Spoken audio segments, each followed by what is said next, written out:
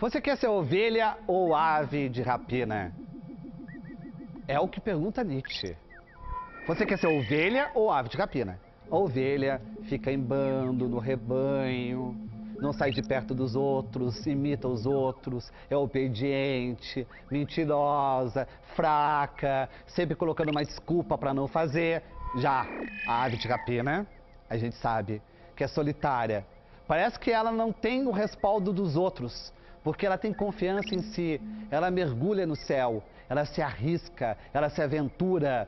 Com certeza ela vai sofrer mais porque ela está indo alto, mas terá o privilégio das melhores paisagens. Por que o ser humano se arrisca?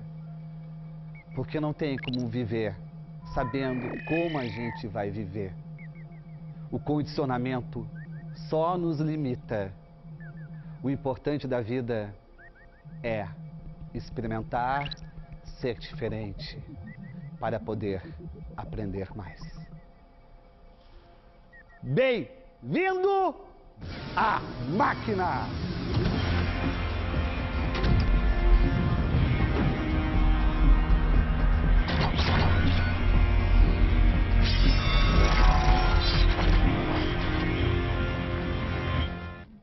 Eu olhava o Fittipaldi na TV e dizia: meu pai, eu quero ser que nem ele. Eu quero ser um voador. Meu pai dizia: não, ele é piloto de Fórmula 1, não é um voador. Ai, pai, tu não entende nada. Ele voa. Sim, ele voava. Como a gente precisa de um exemplo na infância, uma referência, para sair da nossa vida, para poder se sentir inspirado a ultrapassar até as barreiras familiares. Por que não, máquina? É a partir de um ídolo que a gente acaba ficando com aquela febre e nunca se acovardando diante da vida.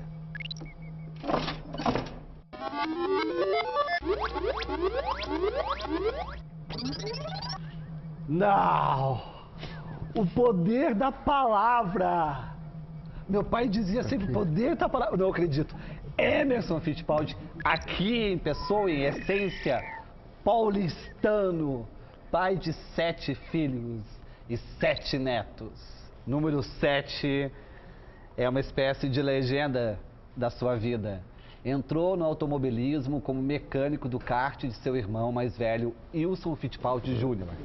Tem em seu currículo mais de 300 vitórias e foi o primeiro brasileiro a se tornar campeão mundial de Fórmula 1. Abandonou de vez as pistas aos 50 anos, após fraturar a coluna, em uma corrida nos Estados Unidos. Depois de se aposentar como piloto, passou a se dedicar ao lado empresarial, ao lado empreendedor. O seu projeto mais recente é o Le Mans 6 Horas de São Paulo, um evento que contará com diversas atrações ligadas ao automobilismo. O que é o Le Mans, Fittipaldi? Olha, Fabrício, é uma ideia muito legal que nós trouxemos do espírito das 24 Horas de Le Mans. As 24 Horas de Le Mans é um evento que tem quase 100 anos, é um dos eventos mais tradicionais do automobilismo mundial e que nós estamos trazendo para o Brasil num novo campeonato mundial que chama WEC, World Endurance Championship, da FIA.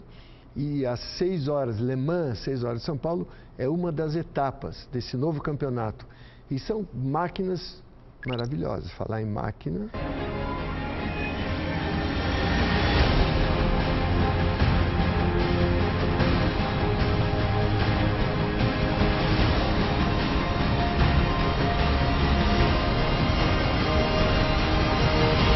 E dentro das 6 horas, que começa domingo, dia 1º de setembro, do meio-dia às 6 da tarde, nesses 3 dias, dia 30 de agosto, 31 e 1º de setembro, vai ser um festival em Interlagos, festival com muito entretenimento para qualquer idade, para a família, porque normalmente o automobilismo é inimigo da família. Vai o homem e a família fica em casa, vai o homem sozinho ver. É como se fosse uma amante. Isso, agora não, você que falou. Eu acho que hoje em dia o nosso objetivo é fazer a família participar desse festival.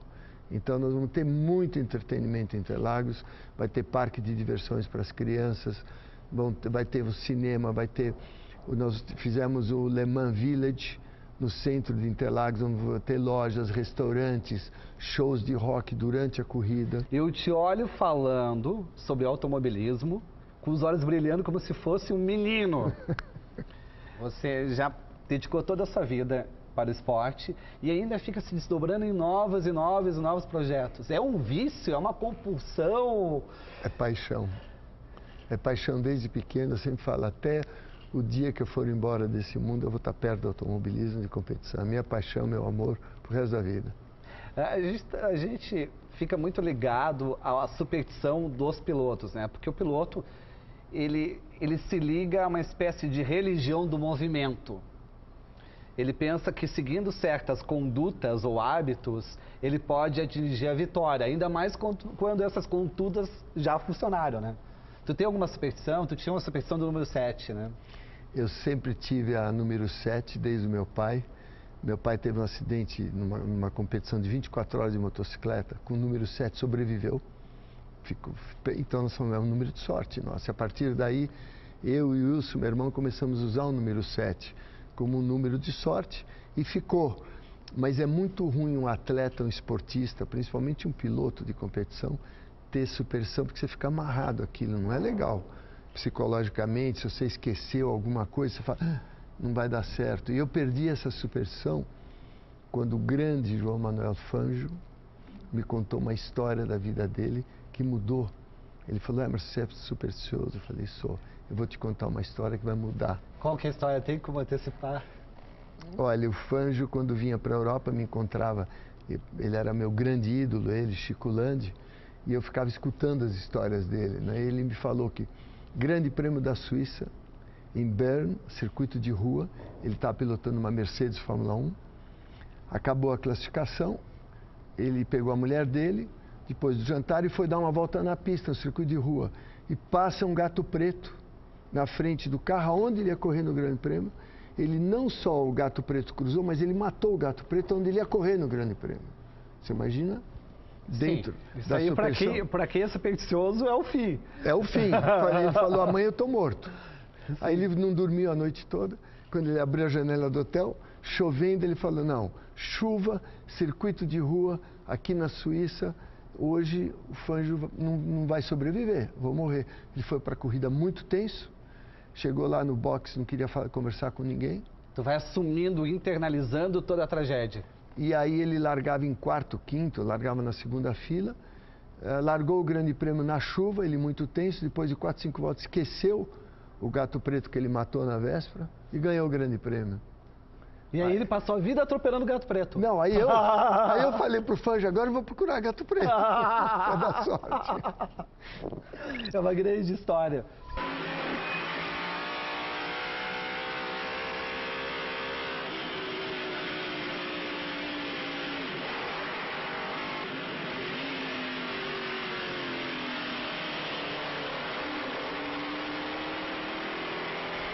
Vamos puxar a alavanca? Eu quero ver tu pilotando essa máquina, Emerson. E agora? Puxa e traz de volta. Não precisa cinto de segurança? Não? Nada. Contigo eu acho que precisava. Eu não vou sumir daqui? Máquina, precisava cinto de segurança com esse homem. Você me trouxe, agora eu vou sumir ou continuo aqui? Não, vai ficar aqui. Tá tudo ótimo. É só puxar? Só puxar. Traz de volta. Traz de volta. Ai, meu Deus. Agora começou o jogo. Agora é só ficar olhando o retrovisor do passado. Questionamento. Quais foram os principais questionamentos que você teve na vida? O dilema. Deus existe ou não? Não é isso. Não, eu sempre tive muita fé em Deus, graças a Deus. Mas algum dilema, assim, será que eu vou para esse lado ou vou para o outro? Muito. Quando eu decidi correr fora do Brasil, eu estava na dúvida de ir para a Inglaterra para começar, né? Porque foi a primeira vez, assim, que, de uma maneira assim muito objetiva, né? Um piloto brasileiro saiu para correr lá na Europa e tentar a sorte, né? Então eu ficava, será que está certo? Quando eu cheguei na Inglaterra, eu ficava pensando, será que é isso mesmo? E aí depois eu cheguei na Inglaterra também, assim, aquele frio, saí do fevereiro aqui do carnaval, aquela vida tranquila no Brasil, chega aquele gelo, não falava bem inglês, não entendia a cultura inglesa, uma vida diferente. Até naquela época, até o alimento era diferente, as refeições eram diferentes, tudo. Foi um choque cultural. Foi um choque cultural para mim chegar. E quanto tempo tu teve que aguentar para se sentir parte? Eu, durante 2, 3 meses, estava perguntando, será que eu vou? Aí Aconteceu desafio... alguma vitória? Aconteceu ao contrário, a minha primeira corrida o motor estourou. Falei, puxa, vim até aqui, dei 3 voltas, quebrou o motor na terceira volta, deu um desânimo, né? Porque... E aí eu falei, não, tem que continuar, tem que estar aqui, tem que ter perseverança. O objetivo meu é fazer a corrida aqui na Europa, mas tinha muitos questionamentos, sem dúvida. E eu acho que é natural do piloto, porque o piloto, ele está no esporte de alto risco. Tu fica com vontade de desistir todo momento. Eu não entendo a sua longevidade, a sua coragem, porque nunca desistiu, pelo contrário, nunca. Tu foi, sabe, criando cada vez novos desafios. E tu faz uma espécie de romantismo, né? Tu foi o primeiro campeão mundial brasileiro de Fórmula 1. Tu é uma figura romântica. E tu vivia uma época que não tinha segurança. O risco era muito grande. Era naquela época, no fim dos anos 60. Eu cheguei na Europa em 69 e estreiei na Fórmula 1 em 1970. A chance de sobrevivência era 7-1. Nós éramos 20 pilotos na Fórmula 1 estabelecidos. Normalmente 3 não iam estar lá no fim do ano.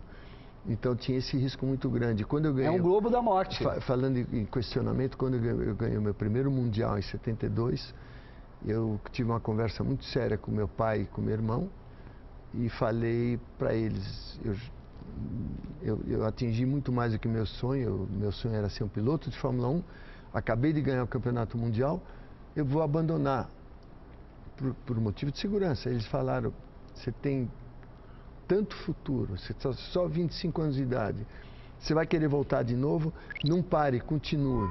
Eu continuei, mas foi um questionamento muito sério. Viu?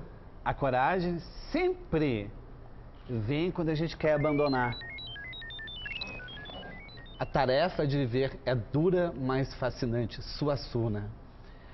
Não teve facilidade na tua vida. As pessoas te olham como um vencedor. Quais foram as suas derrotas? Aquelas derrotas mesmo que tu teve, que tu não conseguiu mudar o destino?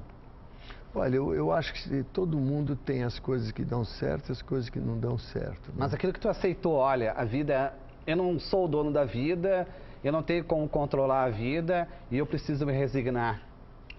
O que aconteceu? Eu acho que eu tive...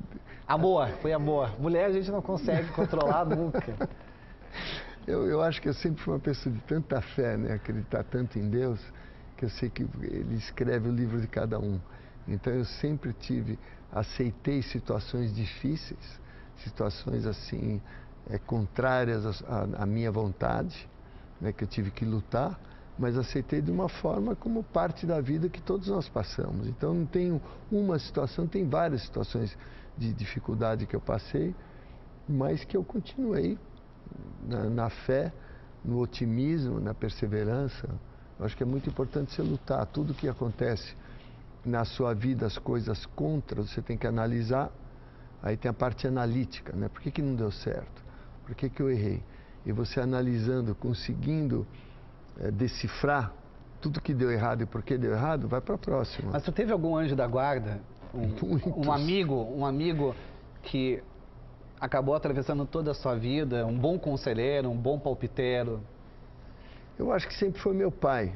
Meu pai sempre foi assim, além de pai, ele sempre foi um grande amigo, motivo que eu conheci o automobilismo. Então sempre meu pai, que acompanhava às vezes de perto e às vezes de longe, me dava muita opinião dele, eu via muita opinião dele, sempre. Foi meu pai, sem dúvida nenhuma, o Barão.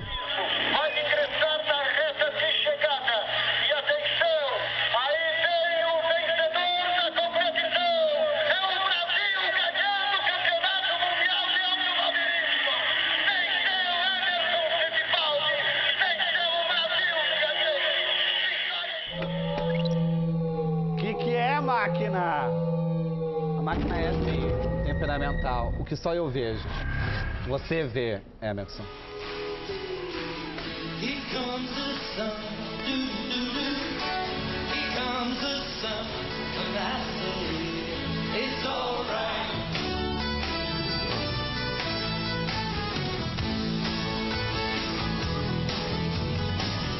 Little darling, it's been a long, cold, lonely winter. Por que é tão importante? Por que a máquina capturou isso da sua cabeça? Olha, porque eu fui, assim, tive muita sorte de ser um grande amigo do George Harrison. Ele era apaixonado por competição também, conheci ele no Grande Prêmio da Inglaterra em 72 e ficamos muito amigos. Foi uma amizade de vida, 30 anos de amizade, mais de 35 anos. Não é que tu se machucou, ele fez uma homenagem, né? Quando eu tive o acidente em Michigan Speedway, que foi a minha última competição assim, nível campeonato, aí ele fez uma homenagem que foi muito legal. It's alright, Emerson, Emerson, Emerson, Emerson, Emerson, Fittipaldi. Hello, Emo. You've been through difficult time these last couple of months. Hello, Emo. So good to see you well again. So let's go to the beach. Drink 20 caipirinhas each. Emerson, você conheceu os Beatles dentro dos Beatles. Você participou da história e faz parte da história. Você é uma lenda. Se eu estivesse no seu lugar, eu seria megalomaníaco, um deus, eu teria o controle remoto do mundo. Para, agora, muda aí os canais. Quando consegue manter a humildade? Não, eu acho que os resultados não mudam a pessoa. Você tem que saber que você sempre é igual. Tu é igual a 25 anos? Eu acho que dentro de circunstâncias diferentes, eu tento ser igual, só que cada dia que passa se aprende mais.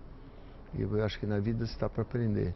Então o que eu sei hoje, amanhã pode ser que eu saiba mais. Eu espero que saiba mais, depois da manhã mais. Mas se tu mantém a humildade... O caráter, a dignidade, você tem que manter igual. Não pode, o caráter e a dignidade também, mas a humildade não. Mas você não pode mudar o seu interno pelo sucesso. Tem que ser igual. E é muito difícil. A grande dificuldade do sucesso é quando gera a competição, a disputa. Tu quer ser melhor do que o outro, tu acha que tu merece mais do que o outro. Tu pensa que sem disputa o sucesso não incomoda, porque tu tem o teu talento e tem espaço para o teu talento e talento para o outro. Eu acho que tudo hoje em dia no mundo você tem, é exatamente o que você falou, você tem espaço para o outro. A competição existe, mas é uma competição que tem espaço para todo mundo. Se um ano você não é campeão, o outro vai ser, outro ano você vai tentar ser campeão de novo, você ganhou uma corrida, perdeu, você não consegue ganhar tudo e vencer tudo, não existe ninguém que seja invencível. A palavra invencível no mundo, e não existe, eu também aprendi uma coisa, não existe ninguém que não tenha substituto no mundo, sempre vai aparecer alguém. Então você não acha... Isso, o Emerson Fittipaldi falando e chegar a doer, aí tu se sente descartável. Pense com tranquilidade, mas execute rapidamente tuas decisões. Sócrates. E isso é importante, o quanto conciliar a paciência que tu vai ter na tua vida com o reflexo, a decisão. Isso tu conseguiu, de uma certa forma, contrabalançar perfeitamente. Eu falo contigo, tu é uma pessoa paciente, tu escuta, tu é ouvinte, tu tá analisando sempre, e ao mesmo tempo tu é capaz de tomar atitudes na hora certa. Como que tu conseguiu essa preparação? Eu acho que em competição você trabalha em 3 canais diferentes. Um canal que é o que você está sentindo que o carro está fazendo naquele segundo e transmite, né, através dos seus sensores do corpo humano para o cérebro, para você controlar o carro. O outro canal é o que você está vendo há 2, 3 segundos na frente, que é o que você vai ter que fazer daqui 2, 3 segundos, que é antecipar situações que você está vendo. E o terceiro canal estratégico para a corrida. Então você tem que tomar decisões rápidas. E a intuição que vem na hora, né? Uma surpresa, o carro saiu de traseira, é uma coisa intuitiva, você tem que corrigir. Tu tem que estar ensaiado para improvisar. você tem que corrigir o carro na hora, porque senão você pode bater, você pode perder a corrida, você pode perder a posição. Então tem esse canal intuitivo, que é uma coisa muito do sensor do ser humano, né? A sensibilidade que você tem para reagir na hora em fração de segundo, né? Tem que ser uma reação muito rápida. E que é uma coisa que você... É quase uma... No carro, então, tu não pensa em outra coisa, tu não pensa na tua vida, tu não tá pensando em absolutamente nada. Quando você sai do box, no cockpit, de qualquer carro de corrida, eu sempre falo, você tem que puxar a tomada que está ligada ao mundo, você se desliga e está entrando num outro mundo, num mundo de competição, no mundo daquele mundo que você está vendo, aquilo que você está, o seu visual na frente, que vai acontecer daqui para frente. Tem que desligar totalmente. Não é tu, máquina! O Emerson não tá te desligando. Inimigo secreto. Eu odeio esse jogo. Esse jogo acaba sendo um ninho de cobra. Vai precisar falar mal de alguém. Vai ter um dado com nomes de personalidades. Com certeza será um amigo teu. É do jogo. Puxa a alavanca, Emerson. Boa sorte. Aí a força que veio. Opa! Rubens Barrichello. Fittipaldi tem que falar mal do Barrichello. Não dá para falar mal do Rubinho. Não, tu acha que ele é tão pequeno que tu não pode nem falar mal? Não, Tu acha que ele é tão ínfimo que tu não pode nem falar mal? Ele é tão insignificante que tu não pode falar. Eu não acredito, Emerson. Não, Eu Rubinho. nunca pensei que tu faria isso aqui. Eu conheço o Rubinho quando ele tinha assim 8, 9 anos de idade, quando começou a correr de kart, junto com o Christian, com meu sobrinho. E ele permaneceu sendo o mesmo até agora. Não, e ele sempre em competição com o Christian, os dois disputando. E o Rubinho assim teve uma carreira assim fantástica, 20 anos de Fórmula 1, bateu o recorde de todos os pilotos. Ficou 20 anos na Fórmula 1, não dá para falar mal do Rubinho. Mas o que tu acha que aconteceu para ele não ter engatado na Fórmula 1? Ou tu acha que ele realmente teve sucesso na Fórmula 1 e não o reconhecemos? Porque ele virou uma espécie de promessa não cumprida, não realizada. O Rubinho teve um problema, que ele entrou na Fórmula 1 logo que o Ayrton morreu. Então eu acho que a expectativa de nós brasileiros é que ele ia substituir Ayrton. E ficou aquela carga, aquele peso muito grande no Rubinho, né, exatamente no ano que o Ayrton morreu, aquela expectativa. E cada um é diferente no mundo. O Rubinho teve o seu caminho, o Ayrton teve um caminho diferente, o Nelson Piquet também, todos nós. Tu acredita que a Fórmula 1 ainda vai ter aquele auge que todos os olhos estarão voltados para ela, ou vai ser essa disputa de várias competições dividindo o público? Porque teve uma época da realeza da Fórmula 1 que nunca mais teve, né? Principalmente do público brasileiro.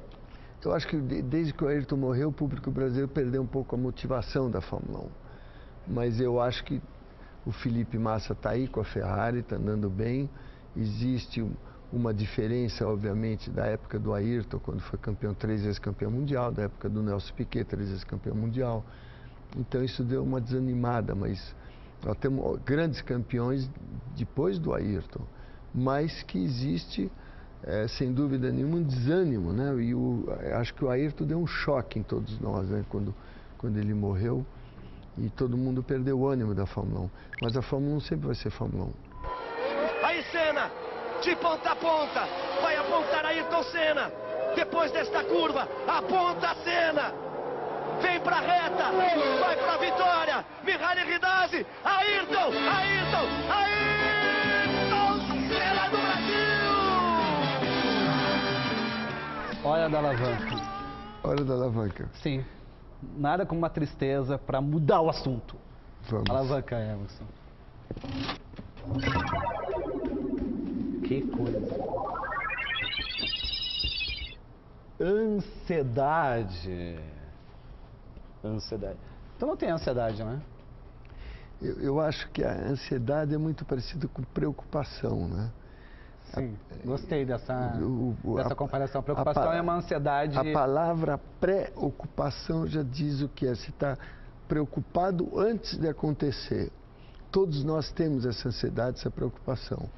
Mas se você estiver com a cabeça muito bem estruturada, sabendo, né, estrategicamente preparado pelo que vai acontecer, você está seguro.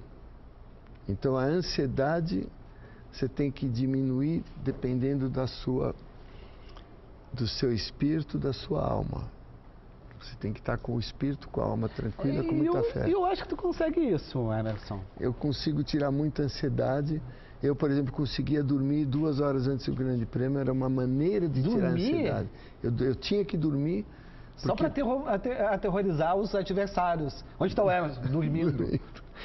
Porque eu sempre falo, né, o ser humano, quando tem uma ansiedade, você vai criando uma pressão em você.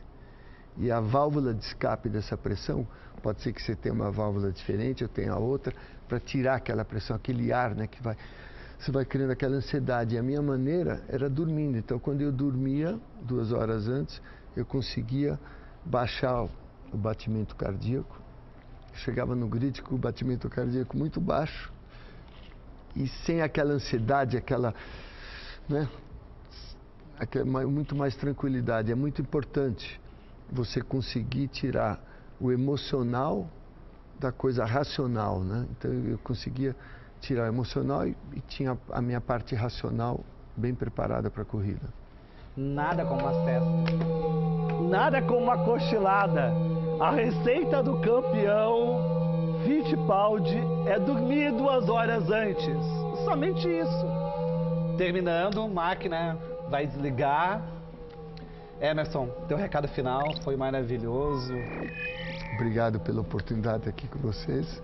Estou te convidando pessoalmente para você estar lá dia 1º de setembro, na Alemã, 6 horas de São Paulo, e convidar o público também. Com o filhote lá, pode ficar tranquilo. Dia 30, 31, que idade tem o filhote? 11. Ele vai adorar.